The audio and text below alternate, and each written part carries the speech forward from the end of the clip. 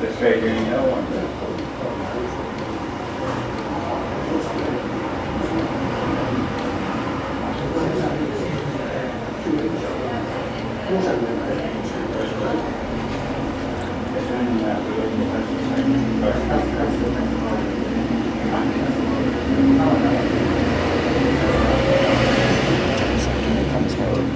Thank you. Good morning, brothers and sisters.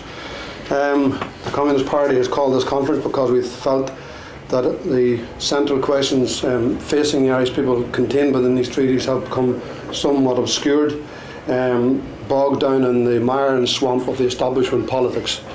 The central question facing our people, that our country is at a crossroads. Do we support further diminution of our political and economic sovereignty? Do we surrender ourselves and future generations to control by a board of governors of the European Stability Fund, giving priority to the interests of German and French bankers above our children, our communities and our country? Debt is the issue, not the bailout. The current socialised corporate debt and its repayment is unbearable and unsustainable. The current bailout is unsustainable, so a second bailout is beyond what our people can afford. We are already in debt servitude, and to add more debt is simply not an option for the people. Big business, corporations and finance houses, particularly in Germany and France, are taking the opportunity to presented by the deepening crisis for the generalised offences against workers. Workers need to be aware that when governments throughout the European Union and spokespersons for the EU Commission talk about creating conditions for growth through making the EU more competitive, this is about undermining workers' rights, terms and conditions. These are the essential elements of their strategy, both within the European Union and right across Britain and the United States. Defeating the treaty will strengthen the hands of working people in their resistance throughout Europe. In Germany, 50% of the workforce are now contract workers. This is what European big business and German monopolies in particular wish to impose throughout the European Union. While a much misguided hope was placed in Hollande, carried into government as he was on the back of a popular rejection of austerity, he has already backtracked and has accommodated himself to the central thrust of these two treaties. This is equally true of the Irish Labour Party and some leading elements of the Irish Congress of Trade Unions, who are attempting to win support for this permanent austerity treaty with a vague projection of growth sometime in the future. These are only the future further reflections of their bankrupt politics and an attempt to pull the wool over people's eyes. It is an illusion to believe that the European Union is open to change in a progressive direction. The treaty, like previous treaties, is designed to make the peace policies irreversible, as Angela Merkel has stated. It is another step in the direction of fiscal union, but fiscal union controlled by bankers. Some proposals, such as the establishment of Eurobonds, would accelerate this trend. This is the background of the new treaties the EU elites are pushing through. Austerity, they say, is not working, but austerity is working. What is abundantly clear that austerity is working as designed and planned from the very beginning. It was the strategy of the ruling forces of the member states, the European institutions and big business interests to make working people pay for the crisis of the system. This is also happening in Ireland, as recent statistics show. The top 10% seen their wealth increase by 8%, while the poorest 10% have seen their wages and living standards cut or dropping by 25%. This is also confirmed by the recent survey published yesterday by the Mandate Trade Union, where they've shown that last year 39% of Mandate members had a pay cut of over €109 per week. This is all about the transfer of wealth from the people to the elites. What is underway is a massive transfer of wealth upwards from the people to the elites here in Ireland and to finance and big business corporations throughout the European Union. This is precisely what the policy of austerity was designed to do. It is not the wrong medicine, as some people believe, but is in fact the elite's response to the deep and chronic contradictions at the heart of the system. If we vote yes to this treaty and ratify the ESM treaty, we will have to make further budgetary adjustments, deeper cuts. It will also be interpreted by this government as a vote in favour of their economic and social strategy. The Permanent Austerity Treaty will enshrine in law and make binding debt repayment.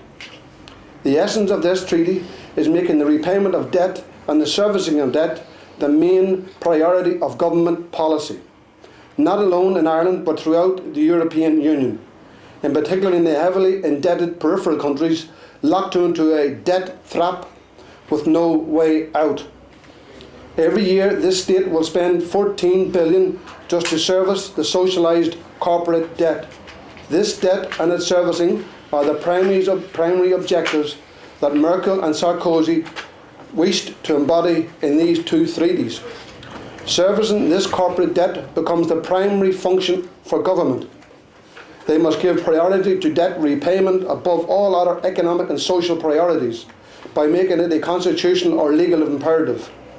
The Irish government will in effect become gatekeepers for the interests of the European Union regardless of the cost to the people, and they are happy to perform this role. Saving the people or saving the euro is our choice. Today, each citizen of this state now owes €41,000, a debt that is not and was not and is not theirs, a debt imposed upon them by the European Union and the European Central Bank. Their priority was to save the euro and the German and French banking system at the expense of working people. Membership of the euro is placing great strains on the Irish economy and is taking a very heavy toll on the people. The single currency was designed to suit the needs of Germany and not the smaller states. In effect, the peoples of the periphery are contributing to the bloated profits of German monopolies. It is estimated that the euro has given Germany a 40% advantage over its competitors. The Irish establishment, the gatekeepers of the interests of big business, particularly German, claim that voting yes is a necessary step towards regaining our sovereignty and control over the economic policy in the near future. This is more the fantasy world in which they exist. The Fiscal Stability Treaty cannot be separated from the European Stability Mechanism, where this government is attempting to slip through the door unnoticed by the Irish people. The two combined will contribute to the further ceding of fiscal powers to the centre. The interests of the international finance and banking corporations are placed above the interests of the people on a global scale. Sovereign governments are facilitating this and reneging on their democratic responsibilities to their citizens. Democracy has been overturned and the people are being marginalised in the process. Rejecting the treaty and repudiating the debt must be followed by the exercise of democratic and sovereign power by the government to control capital, in particular finance capital and the banks. These treaties, along with previous measures, strengthen the surveillance and control by EU bodies over national governments. The ESM Treaty would establish a government governing structure that would be above the law, beyond legal control, and most importantly, beyond democratic accountability. It would mean virtual end to budgetary independence of this state, as the budget would have to be subject to monitoring by other states and by the Board of Governors of the Stability Fund. This would result in the weakening and dependent states on the periphery. Those states would become protectorates of the central powers, with a permanent reservoir of cheap labour, with democracy and economic policy skewed in favour of the big monopolies. This state would have to borrow and hand over 11.1 billion as its contribution to this bailout fund, further piling debt upon the people. The Board of Governors of the ESM could demand further funding, and the state would have no option but to comply. The priority now is debt servicing, handing further powers to an unaccountable body, the Board of the ESM. Their responsibility will be to protect the interests of finance capital and the big monopolies. What is becoming clear and more clear is what Peter Mandelson, the former EU Commissioner and ideological spin doctor, declared in relation to Europe. The era of democracy has ended. He, however, was not of the opinion that this was a good thing. The combination of these two treaties, coupled with the previous treaties, further weaken what is left of the Irish state's political independence and sovereignty. Sovereignty and democracy are not bargaining chips, but are the essential tools required if we are to create employment and end the scourge of immigration. Workers and their families throughout the European Union are tired of the endless cuts and austerity. Popular resistance led by workers, is gaining strength across the European Union, and a no vote in Ireland can only further strengthen it, for change is coming. There are no solutions that the monopoly capitalism can bring forward that will be in the interest of the people. What is beyond doubt is that this crisis is deepening, while the political establishment, the agents of big business and the finance houses will continue to make the people pay for the crisis of the system. They wish to impose permanent, open-ended austerity with the promise of a better tomorrow. What in fact this will mean is the maintenance of the existing unequal and unjust societies. Their demand for sacrifice is to keep the ruling elites intact. It would be better. We need a better and a different change of direction.